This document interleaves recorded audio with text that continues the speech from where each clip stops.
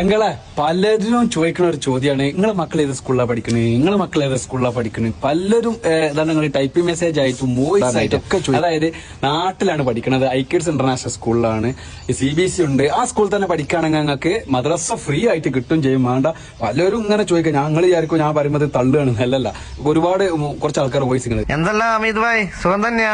ഖത്തറിന്നാ contact. നിങ്ങളെ മക്കള് online school പഠിക്കുന്നില്ല, നിങ്ങൾ അതിന്റെ ഒരു ഡീറ്റെയിൽസ് എനിക്കൊന്ന് പറഞ്ഞു തരുമോ? ഞങ്ങളെ മക്കളെ ഓൺലൈൻ ക്ലാസ്സിനെ കുറിച്ചിട്ട് 2-3 വീഡിയോസിൽ കണ്ടിട്ടുണ്ടായിരുന്നു. ഇല്ല, അപ്പൊ ഓൺലൈനിലേക്ക് മാറ്റാൻ വേണ്ടിയിട്ട് വിചാരിക്കുന്നുണ്ട്. കേട്ടില്ല നിങ്ങള്? എന്റെ പേഴ്സണൽ അഭിപ്രായം പറയുകയാണെങ്കിൽ അടിപൊളിയാണ്, സൂപ്പറാണ്, ജിഞ്ചിനാക്കിനാണ് ചങ്കാള, മാഷാ അല്ലാ. കാരണം വല്ലാതെ പൈസയും വേണ്ട, അത് 2 ഗഡുവായിട്ട് അടച്ചാൽ മതി. ഇവർക്ക് മദ്രസ ഉണ്ട്, മദ്രസ സൂപ്പറാണ് ചങ്കാള. പേഴ്സണൽ ആയിട്ട് സത്യസന്ധമായിട്ട് പഠിച്ചോനെ സാക്ഷി നിർത്തിയിട്ട് നിങ്ങളെ 2 അഭിപ്രായം സ്കൂളിനെ പറ്റിയിട്ട്? നല്ല ഇഷ്ടമാണ്, സത്യത്തിൽ എനിക്ക് നല്ല ഇഷ്ടമാണ്. എനിക്കോ?